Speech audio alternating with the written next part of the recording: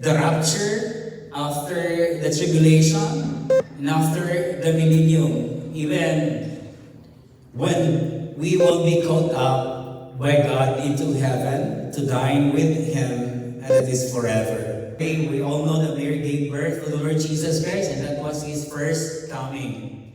And after 33 years of ministry, His people here on earth, so He ascended, even in Zechariah chapter 14, wherein God will be coming down with His saints and even those angels in heaven, not just to give us peace or those people peace, but to punish of what they have done against the believers and against God Himself.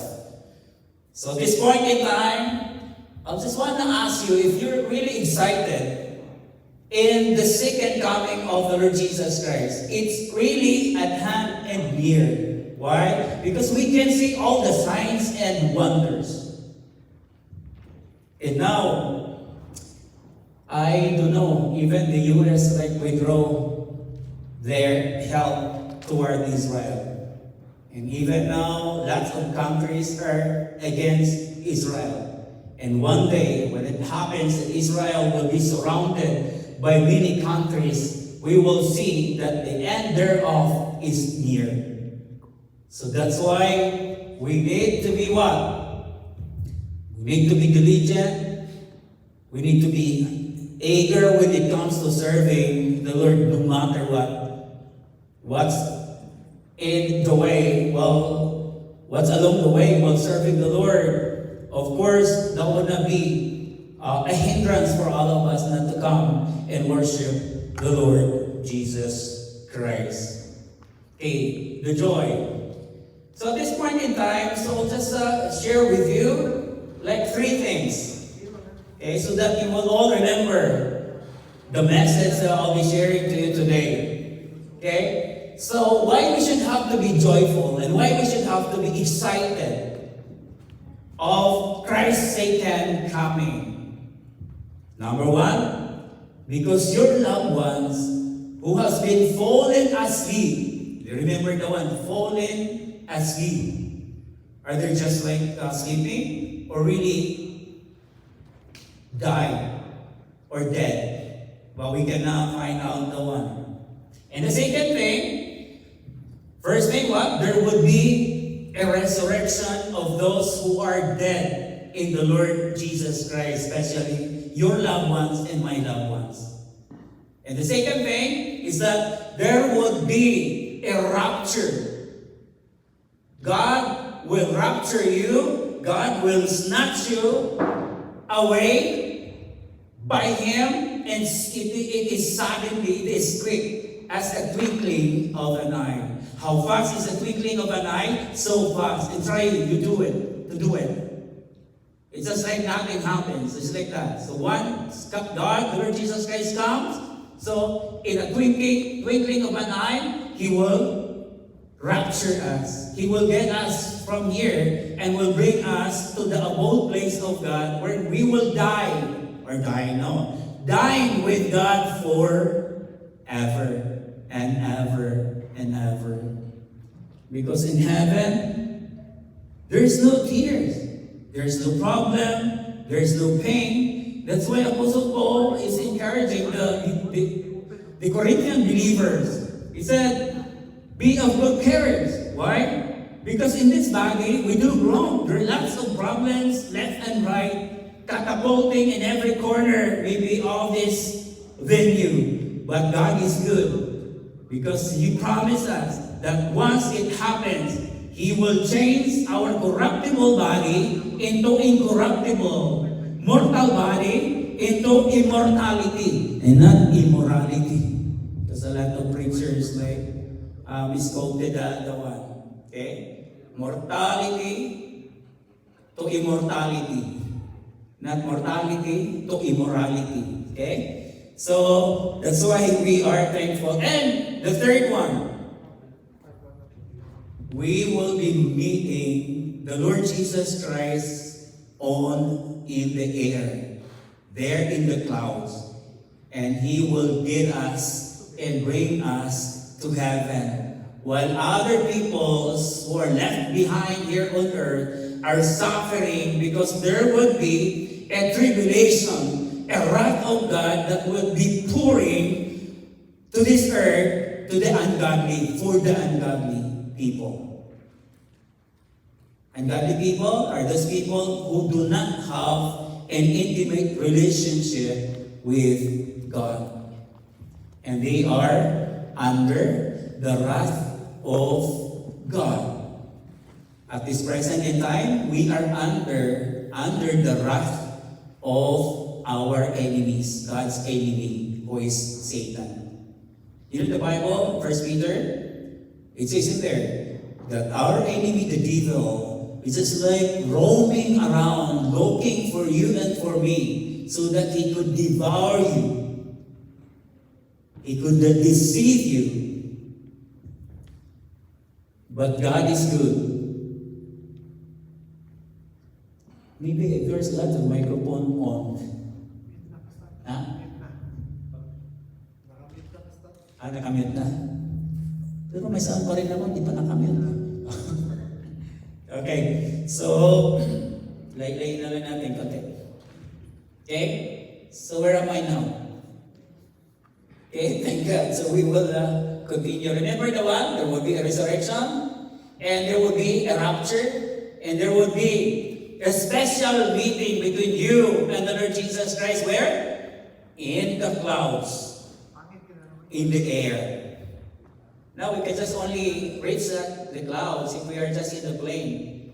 But if you want to touch the clouds, you can open the window of the plane and then touch the cloud. But that time we're just like there hanging with the Lord Jesus Christ. And what a rejoicing that will be when we see the Lord Jesus Christ face to face.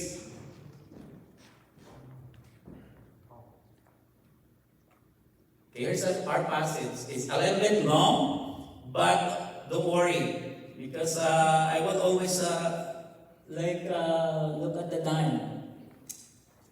So we still have a lot of time. Even we're done here like at 1 p.m. Maybe nobody will just tell us, hey, go out, you're done.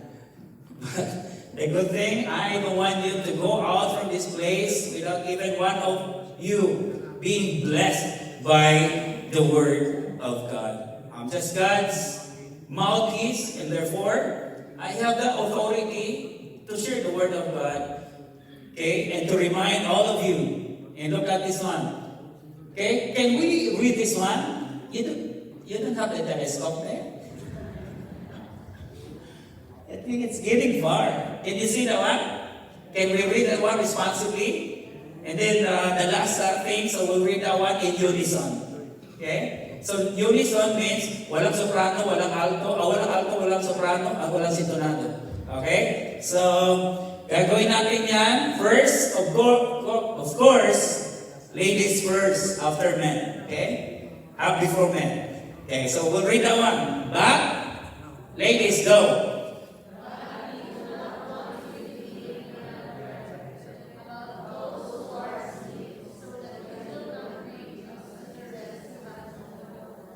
Men, rose again, even so God will bring with him those who have fallen asleep. Okay, before we continue, just take note of that. Fallen asleep in Jesus. Okay, before the ladies read the third what's that? Verse. Okay, I'll just remind you. Paul is using here interchangeably the word fallen asleep and died in Christ Jesus. Those who died in the Lord Jesus Christ. So there is a metaphor for death, and that is so precious. And we will learn that one. Okay, ladies?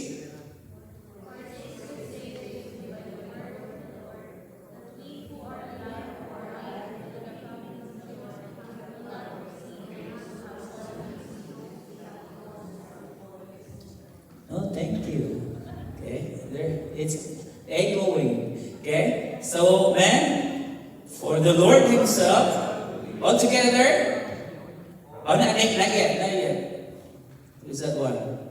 Okay, amen.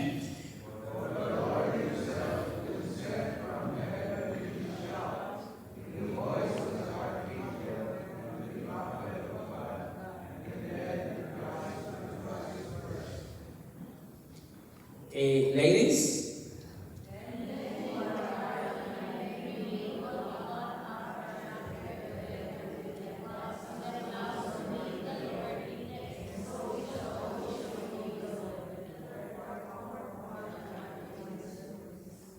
Oh, thank you. Ladies, so nilahat niyo na. so, okay, in unison. Therefore, comfort one another with these words. Okay, the first thing is, why we should have to be joyful? Because there are lots of people, they are excited of the second coming of the Lord Jesus Christ, but they always say, but not now. I don't want to find my lifetime partner first before the Lord comes, hopefully. Okay? So, but those who are in trouble, in lots of troubles in life, what is our prayer? Mostly, is that, Lord, please come, take me now. And then after that one, and if your life, it's like becoming more active, and because you have received a lot of blessings, Lord, not now. Yeah. Because if you're in trouble because you cannot breathe, Lord, take me right now. I want to see you face to face. But if you're getting healed, Lord, I think I just misunderstood. Okay? Sorry about that. But I want still to extend more life here on earth while waiting for you.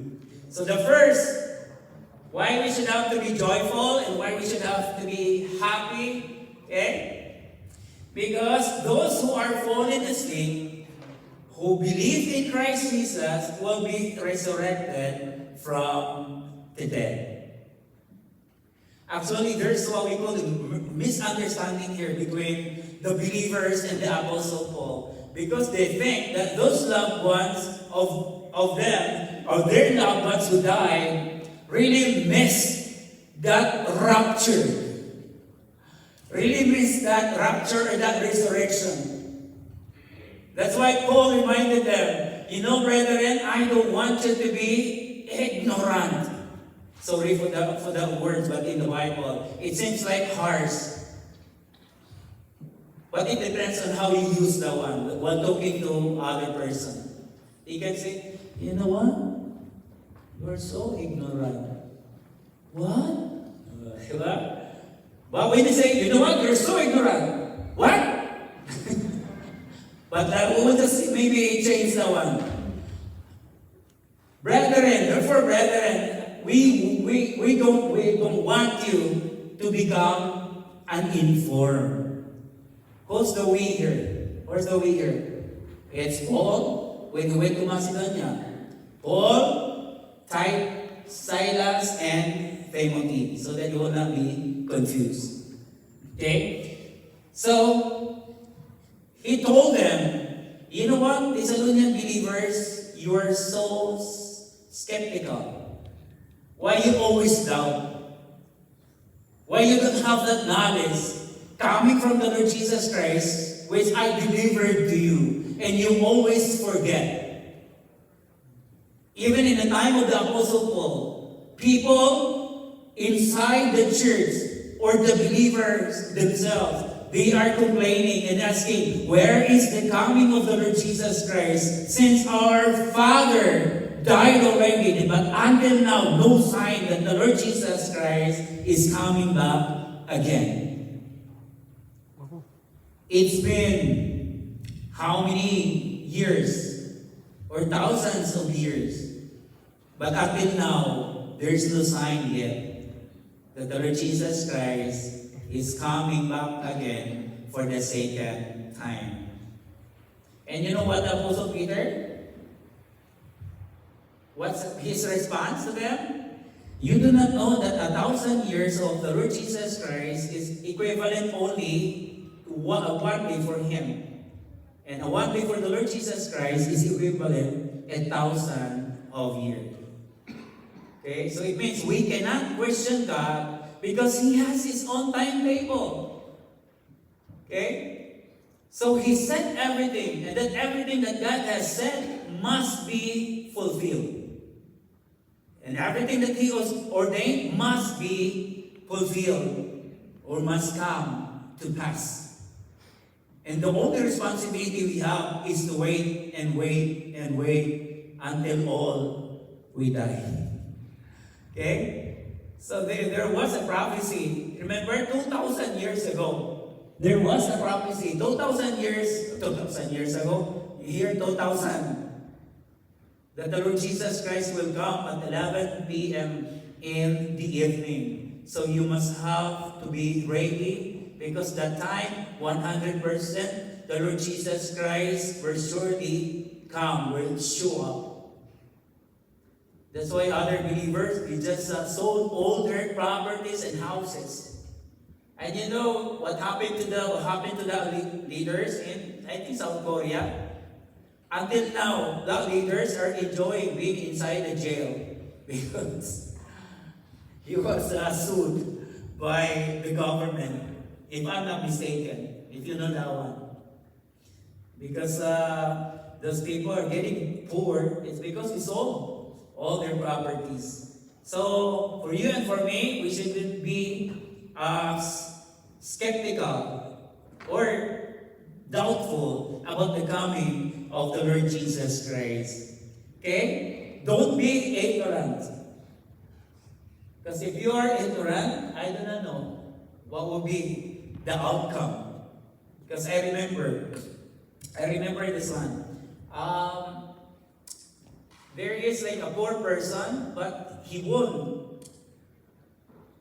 a mega lottery of 200 million pesos in the Philippines, which is only a story.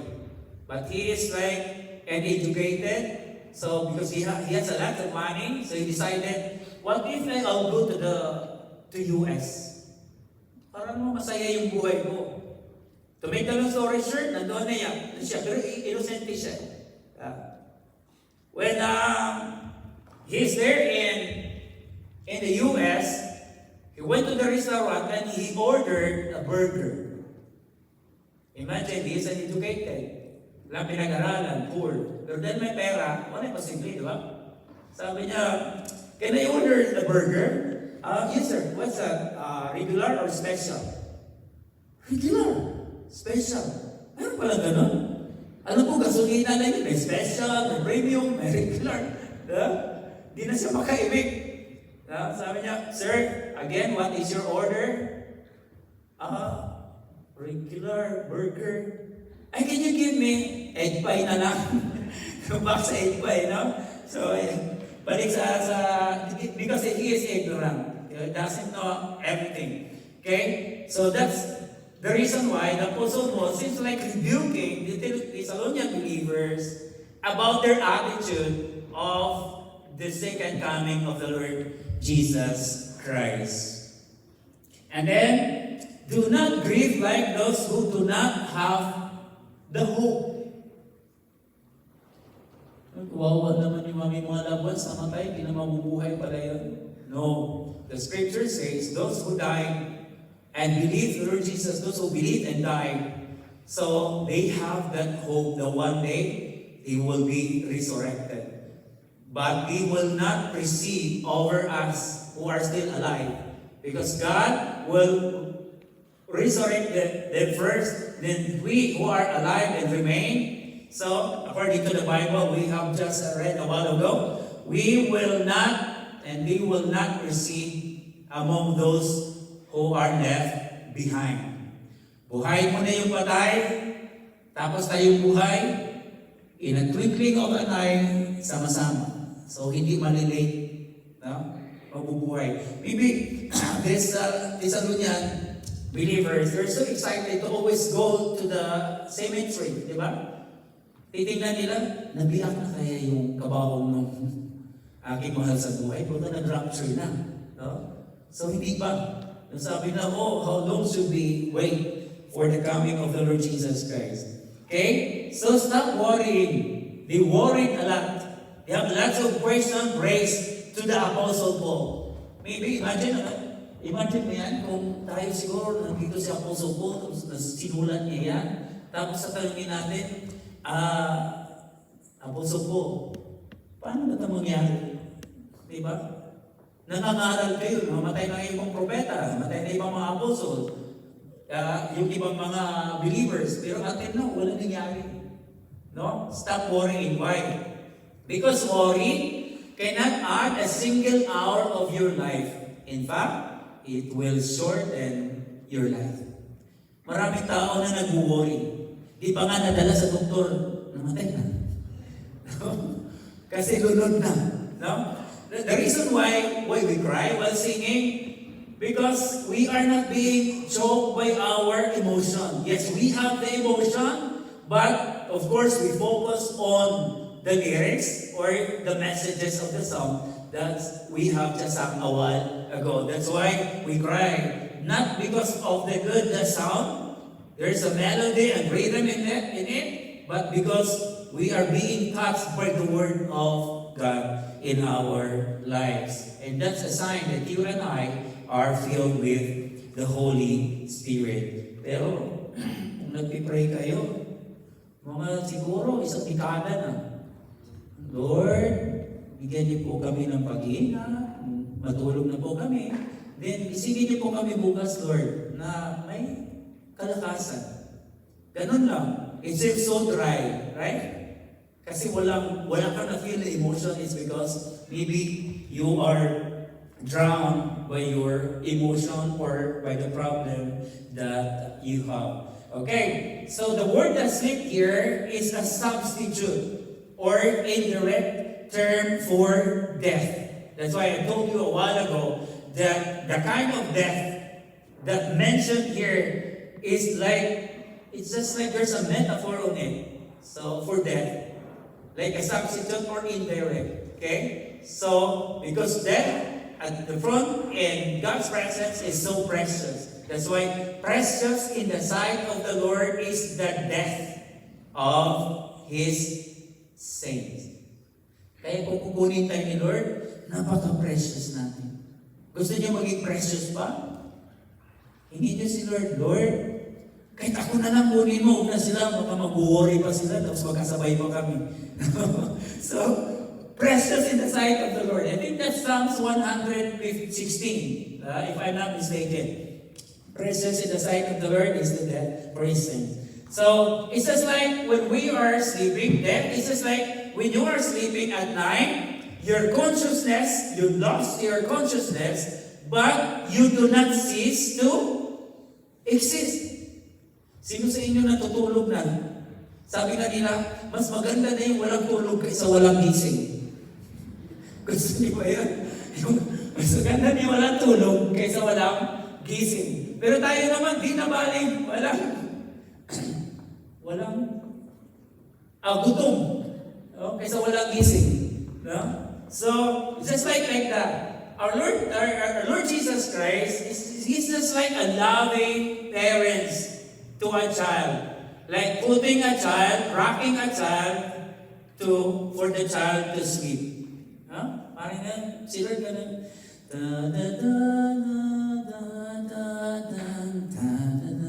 Hanggang nakatulog tayo.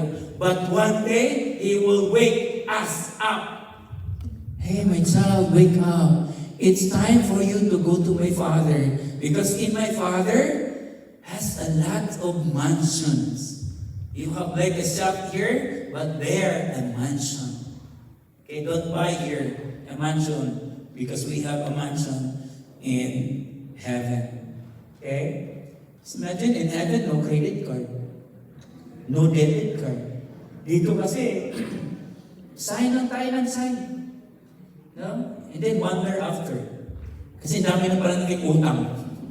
No? Dami na naging utang. Eh, buti na nga ako, wala akong utang na kakunti. Medyo malaki-laki siya.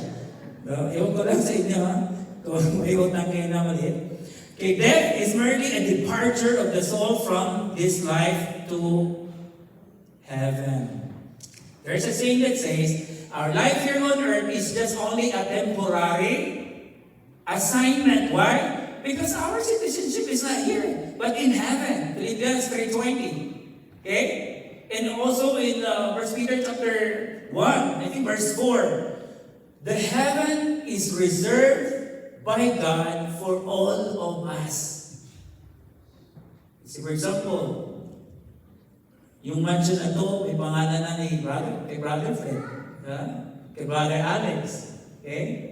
So ang problema pag nandun kayo, walang pangalan, nakalagay yung pangalan nyo, itong mansion na to, kay so and so to. Hala! Bakit nagkamali? No? Bakit nagkamali? So see to it that you will go there in heaven. Okay? 2 Corinthians here. The phrase then also which sleep in Jesus can be translated which them which Jesus put to sleep. Patay na ba talaga yung nangamamatay? Patay na yun. Pero kay Jesus Christ, natutulog lang sila. Kaya nga when He comes, He will wake them up. No? He will resurrect them up. And God, the Lord Jesus Christ will bring them to His abode place, which is in the third heaven. Okay? The second one, because those who believe in Jesus will be raptured. Rapture. What does it mean, rapture? Yung rapture ay biblically na nakalagay na we will be called up. Okay? Dadagitin tayo at kukunin tayo. It's from the Greek, harpazo. Okay? And from the Latin, rapto or raptus. That's why kinuha sa English is rapture. Okay?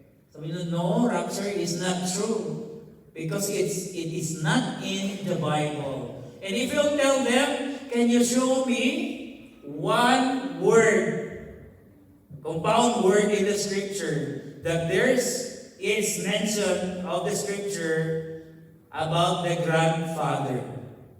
Wala, di ba? May nabasa kayo sa scripture na grandfather? Grandmother lang, Luis. Grandmother, Luis. Pero walang grandfather. Pero meron yan. Hindi nilagay, pero still believable and reliable. Okay? There is no Trinity, so there are lots of questions. But I'm sure the rapture means to be seized by force abruptly, to be carried off by force hastily, and to be snatched away by force suddenly. That's why 1 Corinthians chapter 15. Verses 50 down to 52, the scripture says, flesh and blood will never inherit the kingdom of heaven, of God. That's why when the rapture comes, Jesus Christ will come and He will change our body so that we could put on the heavenly body that prepared for us by the Lord Jesus Christ when He ascended there in heaven. And that's the very time we can call our body as a glorified body. And we will never commit any sin anymore. But as of now, we are still in this flesh, living in this sinful body. That's why Paul says, no matter how I do good, I cannot do. But if I want to do bad, I do. So that's what the scripture says. Oops. High-tech. I cannot read this one. Okay? Why does Jesus need to evacuate us out of this place? Iba na pala pag iba na kortina. Hirap talaga yung uninformed. Ignorante, no? So why does Jesus need to evacuate us from here to heaven? What do you think is the answer? Because there is a coming wrath from God and from the Lord Jesus Christ. And that's why He need to rescue us. Here, look at this one. And to wait for His Son from heaven, whom He raised from the dead, that is Jesus, who will rescue us from the wrath to come. From the wrath to come. Whose wrath? Not the wrath of our enemy. Because we are now, at this present time in our era, we are under the wrath of Satan. That's why he's looking someone whom he may devour. Okay? But it's the wrath of the Lord Jesus Christ. And we will also continue that one. Okay? So, it falls to another topic about the tribulation. And then, look at the one, 1 Thessalonians 1:10. And 1 Thessalonians 5:9. For God has not appointed us for wrath, but for obtaining salvation through our Lord Jesus Christ. That's why Titus, I think Titus chapter 2 verse 13, if I'm not mistaken, it says, for we are waiting eagerly for the coming of God and Savior, the Lord Jesus Christ, to rescue us from the wrath to come, authored by God and by the Lord Jesus Christ. They said, no, it will never happen because God is a God of love. Jesus Christ is a God of love. Yes, but at the same time, His love requires justice. That's why there's hell. There is lake of fire. Okay, so Revelation, for the great day of their wrath has come, and who is able to stand against that? So the forces that hinder us to be raptured, what's the forces? Or what are the forces that hinder us and you to be raptured? Of course, look at this one. The devil's scheme, or the devil. Because he always goes around or roams around to find someone whom he may deceive. And another one is the sin. Sin. You know what? In everything, in every transgression we commit against God, whether big or small, is actually considered as a sin. Huwag po kayo maniniwala, walang degree ang kasalanan. Ikaw hindi ka makakapasok sa kanya ng langit kasi yung kasalanan na ginawa mo, mas malaki sa kanya. Ikaw, sa ulap ka lang. Hindi ka pupunta sa langit. No? Sa ulap ka lang. Wala namang ganon. Walang rapture. Pag ni-rapture ka, hindi yung doubtful pa ang Panginoon kung ituloy ka doon sa langit o bitawan ka. No? So walang ganon ha. Walang ganon ha. Hindi ganon. Naalala ko tuloy yung ano na yan. Okay? It's good kasi magaganda rin nakangiti kayo eh. Kasi pag nakatulog na kayo, parang na kayo dito, fallen asleep. No? So kasi pag gawin kong serious, it's not about that. It's about how you live a life for the Lord Jesus Christ. Hindi seryoso tayo. But outside, di ba? Inside, masyadong serious. No? So, consider this a sin. Okay? Saan din makikita? Sa 1 John chapter 5, verse 17, if I'm not mistaken. Okay? All unrighteousness is sin. Lahat ng kalikuan, kasalanan. Anong lahat ng kasalanan? Tingnan nyo lang sa Bible kung ano yun. So, yun ang nagiging hindrance. Bakit hindi ma-rapture yung isang tao? Kasi hindi pa niya sinuko yung kanyang kasalanan sa Panginoon. So, because we'll be meeting the Lord in the clouds. Okay? Sabi, then we who are alive and remain will be raptured together with them in the clouds to meet the Lord in the air, and so we shall always be with the Lord. Therefore, comfort one another. Comfort one another. Sabihin mo lang, sis, Brad, Ang ganda ng mensahe, ano? So malapit na si Lord. Ano gagawin namin? Magpakasaya tayo sa paglilingkod sa Panginoon. We should have to delight ourselves in the Lord. Along the way, there are lots of strange things we might encounter in life. Manifolding sa buhay natin.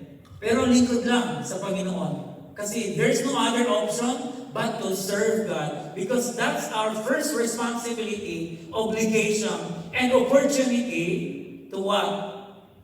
To serve the Master.